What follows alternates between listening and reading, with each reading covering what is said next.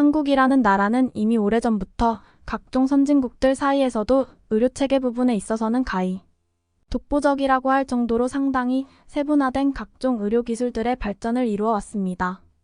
그리고 아직 많이 알려지지는 않았지만 한국이 주도하는 화상치료 기술은 각국 의학 관계자들이 직접 기술을 보고 배우기 위해 주기적으로 방문할 정도로 다른 그 어떠한 나라들보다 한국의 화상치료는 독보적인데요. 오늘 소개해드릴 사연은 어렸을 적 심각한 화상 피해를 입은 딸의 피부 치료를 위해 모든 방법을 동원해 보았지만 결국 모든 것을 포기하고 한국으로 오게 된 한 호주인 여성의 놀라운 사연입니다. 그녀는 아주 우연치 않게 이웃 아주머니의 조언을 듣고 한국의 한 화상 전문 병원을 방문했다가 그만 눈물을 흘리고 말았다고 하는데요. 과연 그녀와 딸에게는 무슨 일이 있었던 것일까요? 안녕하세요, 감동나눔입니다. 저희는 해외 커뮤니티 레딧과 감동나눔 공식 이메일로 제보받은 실제 사연을 바탕으로 재구성한 스토리를 전달해 드립니다. 구독과 좋아요, 알림 설정은 영상 제작에 큰 힘이 됩니다. 영상 수익은 독거노인 및 불우이웃에게 전액 기부되니 끝까지 시청 부탁드립니다. 그럼 본격적인 이야기 시작하겠습니다. 안녕하세요. 저는 호주에서 태어나고 자란 10살 딸 아이의 엄마 델루나라고 합니다.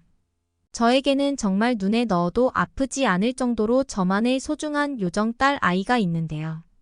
지금 학교를 다니며 공부를 하고 있는 저희 딸 해라는 것으로는 아주 평범해 보이지만 남들이 알 수 없는 숨겨진 비밀이 하나 있습니다. 해라는 어렸을 때부터 일반적인 여자아이들이 노는 것과는 다르게 남자아이들처럼 장난감을 가지고 놀거나 친구들과 함께 밖에서 수시간이 넘도록 흙과 돌을 이용해 장난을 치고 뛰어다니며 자랄 정도로 어렸을 때부터 매우 거친 놀이를 좋아한 명랑한 아이였어요. 지금은 저와 이혼한 저희 남편은 그때 당시 매일 아침만 되면 눈을 동그랗게 뜬 채로 새벽부터 놀아달라는 헤라를 보고는 마치 멈추지 않는 기계. 로봇이라고 할 정도로 헤라는 어렸을 때부터 겁모르고 뛰어다니는 매우 거친 여자아이였습니다. 제 딸이 제일 좋아했던 그 당시의 취미로는 인라인 스케이트나 스케이트보드처럼 자칫 잘못하면 크게 다칠 수 있는 스릴 넘치는 놀이를 좋아하는 것은 물론 매일매일 남자아이들과 함께 축구를 하면서 정말 천방지축 어린아이처럼 그렇게 커왔는데요. 그렇기 때문에 저는 항상 저희 딸 헤라가 밖으로 놀러를 나간다고 할 때에는 작은 가방에 밴드나 상처 부위에 바를 수 있는 크림 그리고 소독약 같은 것을 작게나마 항상 넣어주면서 스케이트를 타다가 넘어지면 곧바로 가방에 있는 약들을 꺼내서 흉터가 남지 않게 곧장 바르라는 말을 하루도 거르지 않고 할 정도로 거친 놀이를 좋아했던 제 딸. 아이는 무릎에 매일매일 상처가 늘어만 가는 그런 아이였습니다. 아마도 축구나 스케이트보드처럼 인도에 넘어지면 상처가 날 수밖에 없는 그런 놀이를 주로 했기에 저희 헤라의 무릎에는 어렸을 때부터 매일매일 밴드가 붙어져 있던 모습이 아직도 저희 기억 속에 남아있네요. 그런데 이처럼 거친 놀이를 좋아하던 것도 잠시, 헤라는 점점 남자아이들과 함께 어울려 거칠게 놀던 완전한 어린 시절을 지나 학교에 입학하고 이성에 관해 눈을 뜨고 난 순간부터는 더 이상 남자아이들과 축구를 하며 놀지도 않고 밖에서 스케이트를 탄다거나 여름 따가운 햇살 밑에서 몇 시간이 지나도록 노는 행동은 더 이상 하지 않고 여느 여자아이들과 비슷하게 화장품에 관심을 보이거나 자신이 좋아하는 핸드폰 속의 스타들을 보면서 열광하는 저에게는 어렸을 때와 똑같이 소중하고도 특별한 아이로 자라나갔습니다. 그런데 어느 날 헤라의 초등학교 졸업식 전날 헤라와 함께 새롭게 가게 될 학교의 준비물을 사고 집에서 같이 졸업식에 맞는 옷을 고르고 있었는데 헤라가 저한테 물었습니다. 자신의 다리랑 팔꿈치에 왜 이렇게 상처가 많은 것인지 말이죠. 저는 그저 헤라가 그것에 대한 스트레스를 받고 있구나까지는 생각하지 못한 채 그건 헤라가 어렸을 때부터 너무 장난을 많이 쳐서 자연스럽게 생긴 일종의 자랑스러운 훈장 같은 것이란다라고 말을 해주었고 그러한 작은 흉터들은 시간이 지날수록 조금씩 옅어질 것이고 또 큰 흉터들은 나중에 성인이 돼서 충분히 없어질 수 있으니 걱정 안 해도 된다는 말을 해주었습니다. 하지만 제 말을 들은 헤라는 그러한 답을 원했던 것은 아닌지 자신의 다리에 흉터가 너무 많은 것 때문에 자기가 원하는 옷을 입을 수도 없고 다른 사람들이 보았을 때에도 전혀 여성스럽게 안 느껴지는 것이 아니냐면서 저한테 막 화를 내기 시작하더군요.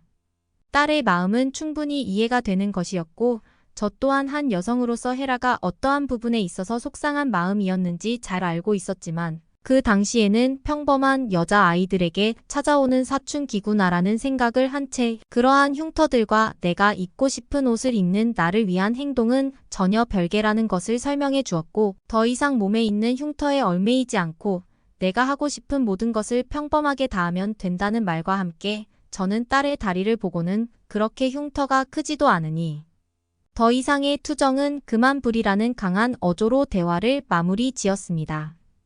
헤라는 이내 아무 말도 하지 않았고 모든 짐을 정리한 뒤에는 자신의 방에 들어가 다음날 아침 등교 시간이 되기까지 단 한 번도 나오지 않았고 그렇게 저와 헤라는 그런 사소한 대화의 문제 그리고 서로가 가지고 있는 생각의 차이 때문에 점점 멀어져만 갔습니다.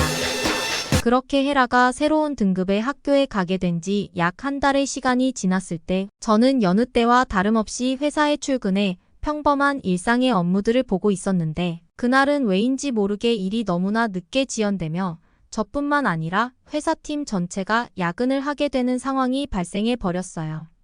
저는 남편과 이혼을 한 상태였기에 제가 야근을 하게 되어 늦게 들어가는 날은 꼭 그 전날 집에 있는 비상용 저금통에 저녁을 사 먹을 수 있는 돈을 넣어두고는 헤라에게 제가 늦게 온다면 이 돈으로 저녁을 먹고 있으라는 저희만의 규칙이 있었는데 그날은 너무나 갑작스럽게 생겨버린 야근 일정이라 돈을 전혀 놔두고 오지 못한 것이 마음에 걸렸습니다.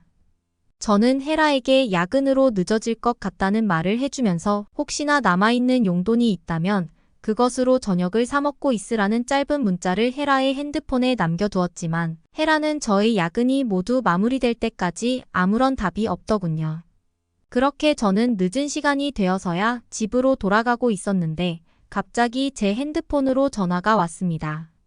전화는 저희 집 근처 응급센터에서 온 것이었고 수화기 너머의 응급실 관계자는 저희 딸 헤라가 요리를 하던 중 허벅지 쪽에 뜨거운 기름을 전부 쏟아버리면서 접촉성 화상을 입게 되었다는 말과 함께 응급구조사가 보호자로 함께 있으며 병원 응급실의 주소를 알려주면서 저보고 빨리 오라는 충격적인 전화였습니다.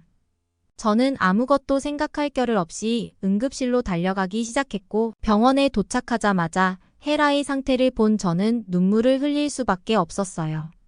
그 작은 아이는 아프다는 말도 하지 않은 채로 자신의 허벅지만을 쳐다보고 있었고 제가 들어오는 것을 본 응급실 의사는 화상 부위는 빠르게 잡아내어 심각한 단계로까지 진행되지는 않았으나 화상 치료가 모두 진정된 뒤에 흉터는 아마도 크게 남을 것이고 일종의 트라우마로 자리 잡을 수 있다는 말까지 해주시면서 응급실의 1일 치료 비용은 다소 고액으로 책정되기 때문에 어떠한 추가 치료도 할 수 없는 지금은 일단 퇴원을 하고 주기적으로 병원을 방문해 화상 치료를 받으라는 조언을 해주었습니다.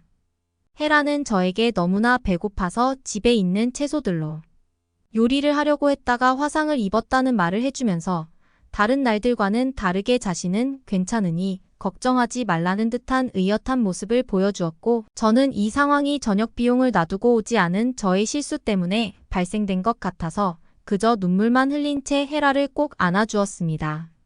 하지만 바로 그날이 헤라와 저의 불행이 본격적으로 시작되는 날일 것이라고는 전혀 생각지도 못한 채 말이죠.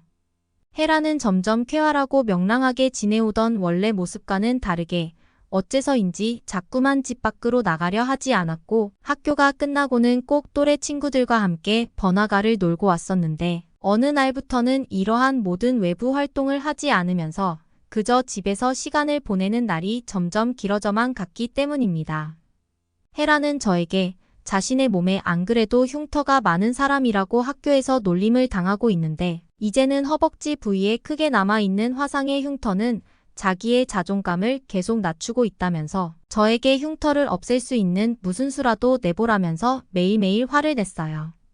저도 피부의 치료를 도와주고 싶어서 인근 병원에 방문해 헤라의 상태를 말하고 조언을 들었지만 그때마다 저를 대했던 호주의 의사들은 기본적인 화상 치료 자체도 이미 큰 비용이 들어가는데 그것이 모두 완료된 뒤에 흉터 치료는 상상할 수 없을 정도의 많은 비용이 동반되고 또 흉터를 완전히 지우기 위한 재생 전문 치료는 현재 호주에서 제대로 수행할 수 있는 병원조차 있지 않기 때문에 일상생활에 지장이 없는 흉터는 그저 포기하라는 청천벽력과도 같은 말만을 해주었습니다.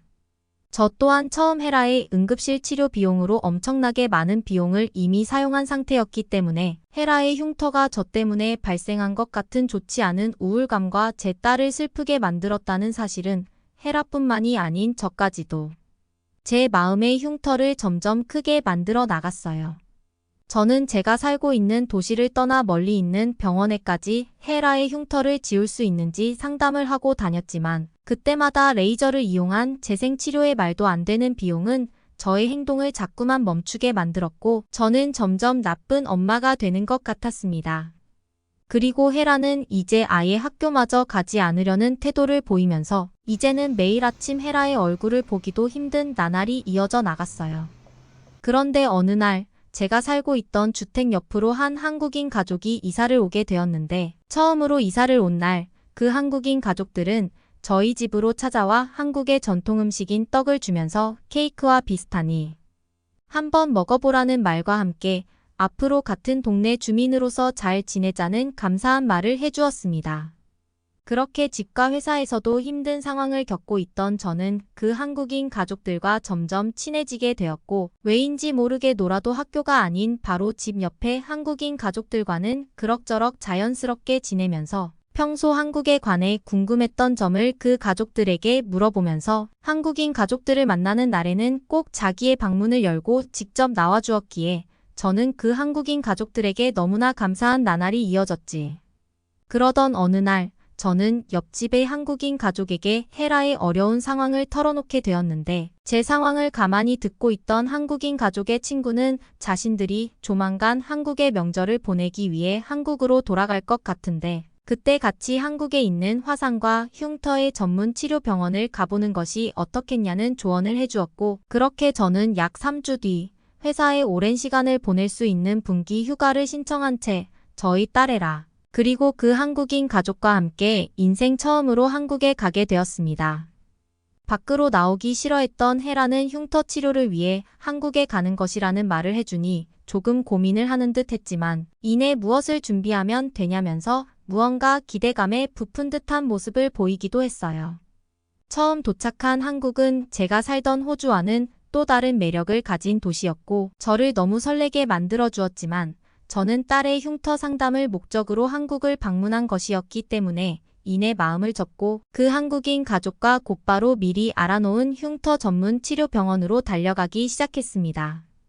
아직도 기억이 생생하게 남아있네요. 그 병원은 서울의 엄청난 빌딩 숲들 사이에 있는 병원이었는데 이미 그 병원에 들어갔을 때 저희 딸 헤라보다 더욱 넓은 면적의 흉터를 가진 아이들이나 성인들이 엄청나게 많이 모여 있었고 저는 왜인지 모르게 이 병원이라면 호주에서보다는 더욱 효과적으로 치료를 할 수 있지 않을까 하는 생각이 들었어요. 그리고 영어를 엄청나게 잘했던 그 한국인 의사분은 다소 영어에 약한 저에게 헤라의 상태는 현재 일상생활에는 문제가 없을 정도로 피부가 많이 재생된 것은 맞지만 청소년기의 아이들이 쉽게 트라우마를 느낄 수 있는 흉터를 치료하는 것에는 피부 이식 과정을 꼭 진행해야 될 것 같다는 말과 함께 이러한 피부 이식 치료 과정은 시간이 상당히 많이 소요되기에 저한테 괜찮냐고 물어보더군요. 저도 짧은 시간 안에 치료가 되지는 않을 것이라는 예상을 하기는 했지만 약 1년 이상은 주기적으로 병원을 방문해 치료 과정을 단계별로 살피고 때에 만든 시술을 동시에 진행해야 된다는 말은 갑자기 저를 엄청 당황하게 만들었습니다. 1년이 넘는 시간이라면 사실상 한국에서 정착을 해야 될 정도의 문제이고 아직 저는 그러한 마음의 준비는 되어 있지 않았기 때문이었어요. 하지만 헤라의 피부 치료에 드는 모든 비용은 정말 호주와는 비교도 안 될 정도로 저의 입장에서는 매우 저렴한 비용이었고 일정 기간의 시간이 필요할 뿐 현재 한국이 가지고 있는 재생 치료 기술로 헤라와 같은 단계는 충분히 말끔하게 만들어줄 수 있다는 그 의사분의 말은 저에게 알 수 없는 눈물을 흘리게 만들었습니다. 결국 저는 어느 정도 생각해 본 뒤 답을 해주겠다며 상담실을 빠져나오게 되었는데 저와 함께 병원을 방문한 한국인 친구가 잘 얘기를 했냐면서 물어보더라고요. 저는 그 한국인 친구에게 현실적인 문제들을 얘기해 주었고 제일 큰 문제는 비용을 떠나 헤라와 제가 아예 한국에 정착해야 될 정도의 긴 시간이 필요한 것이 더욱 큰 문제라는 저의 상황을 설명했습니다.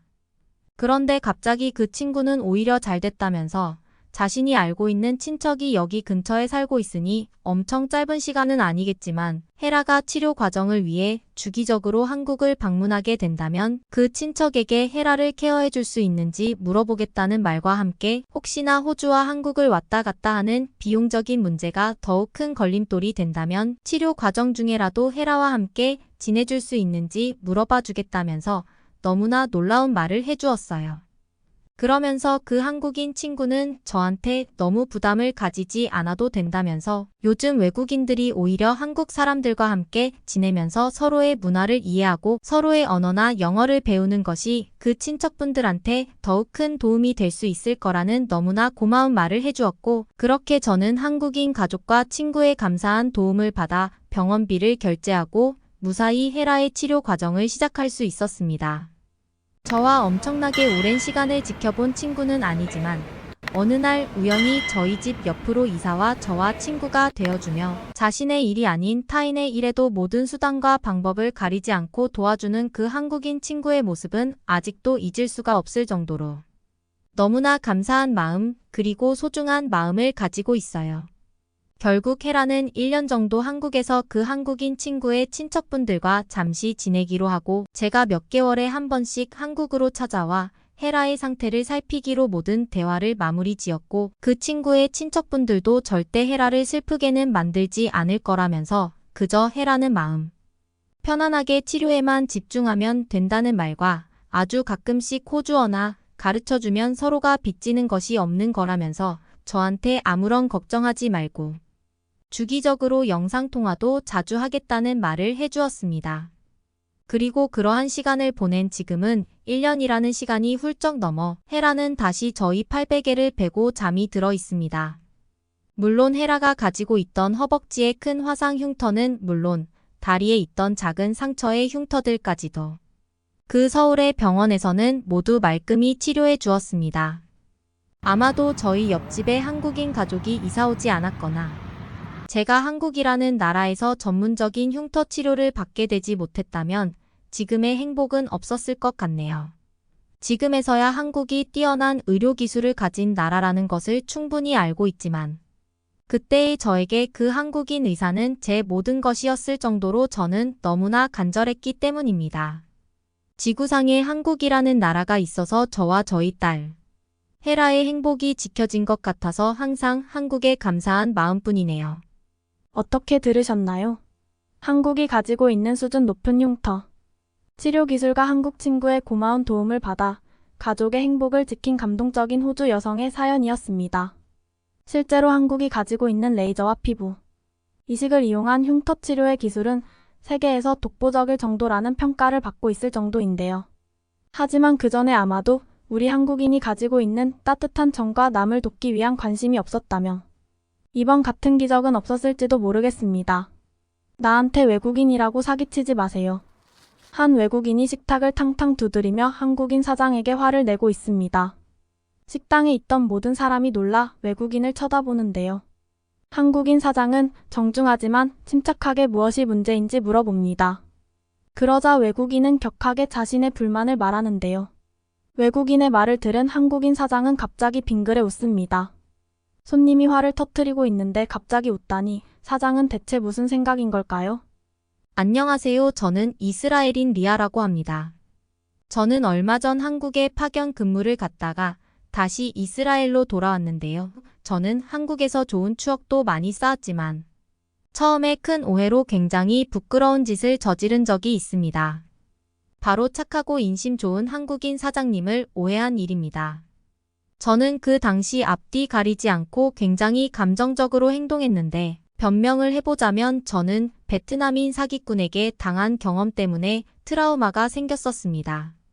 저는 7년 전, 그러니까 어리숙한 학생이던 시절 베트남 여행을 간 적이 있습니다. 혼자서 베트남에 갈 자신이 없었던 저는 저렴한 여행사를 열심히 알아보던 중 베트남 여행사에서 좋은 가격으로 통역 가이드를 제공한다는 말에 꼭 했습니다. 가이드와 함께하면 외국에서도 어려움 없이 즐겁게 여행을 즐길 수 있을 거라 생각했습니다. 하지만 이것은 저의 큰 착각이었죠. 현지인이고 여행사 직원이니 당연히 맛집들을 잘 안다 생각해. 저는 맛있고 가격도 저렴한 음식점을 가이드에게 추천해 달라고 했습니다. 추천한 음식점에 가보니 생각보다 베트남 물가가 비싸더라고요. 저는 베트남이 이스라엘보다 훨씬 싼 줄 알았는데 말입니다. 제가 식사한 곳은 고급 레스토랑도 아니고 관광객들을 상대로 야외에서 운영되는 노점 같은 식당이었는데 말이에요. 가이드는 옛날에는 베트남도 물가가 싼 편이었지만 지금은 경제가 많이 발전해서 물가가 많이 비싸졌다. 나도 식비가 너무 많이 들어서 힘들다라고 푸념을 하더군요. 저는 현지인이 하는 말이니 그 말이 맞는 줄 알았습니다.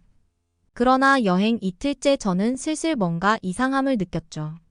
저는 그날도 가이드가 추천해준 베트남의 음식점들 중 한 곳에서 새우 요리를 시켰습니다. 저는 어제와 다르게 메뉴판으로 가격을 볼 수 있는 곳을 추천해 달라고 했습니다. 그러자 가이드가 한 건물에 있는 식당을 추천해 주더군요. 베트남어는 모르지만 메뉴판에는 그림과 함께 가격이 적혀 있어 알아볼 수 있었고 당연히 저는 한 접시 가격이겠거니 하고 새우 요리를 시켰습니다. 38동 정도 됐을 겁니다.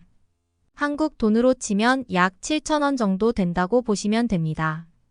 어제 먹었던 요리보다 훨씬 싼 것 같아 시켰는데 메뉴판에 나온 거랑 실제 나온 거랑 너무 다르더라고요. 새우의 개수도 사진보다 적어 보이고요. 조금 언짢았지만 사진과 실제 음식이랑 다른 곳은 베트남이 아니라도 많았기 때문에 어쩔 수 없다고 생각하고 먹었습니다. 음식을 먹은 후 계산을 하려고 하는데 계산서를 보고 놀란 저는 믿기지 않아 눈을 비비고 다시 한번 봤습니다. 분명 38동이었는데 1,500동이 넘게 나온 겁니다. 한국 돈으로 치면 27만 원이 넘는 금액이지. 저는 왜 메뉴판이랑 가격이 다르냐고 항의했지만 가게 주인은 자꾸 메뉴의 한 부분을 가리키면서 오히려 본인이 더 역정을 내는 겁니다. 저는 가이드를 불러 무슨 말을 하는 거냐고 해석해달라고 했고 가이드는 그 주인의 말을 듣더니 난감한 표정을 지었습니다. 그리고 메뉴판을 다시 보여주면서 하단에 정말 작은 글씨로 써진 내용을 가리키고 한 마리당 가격입니다. 라고 쓰여 있었다고 말하더군요. 저는 어이가 없었습니다. 누가 메뉴판에 한 접시 가격도 아니고 한 마리당 가격을 줬나요? 그것도 저렇게 작은 글씨로 말이죠. 너무 억울했지만 가이드는 어쩔 수 없다고 저를 달랬습니다. 저는 경찰에 신고하겠다고 말했지만 가이드는 이건 엄연히 메뉴판에 적혀있는 내용이라 법적으로도 아무 소용이 없다고 하더군요. 저는 결국 울며 겨자 먹기로 그 음식의 가격을 전부 계산했습니다. 베트남인 가이드는 속상해하지 말라며 대신 저녁은 자기 집에서 대접하겠다고 말했습니다. 특별할 것 없는 평범한 식사였지만 워낙 베트남 음식이 비싸다 보니 음식을 무료로 먹을 수 있다는 것만으로도 감사했습니다.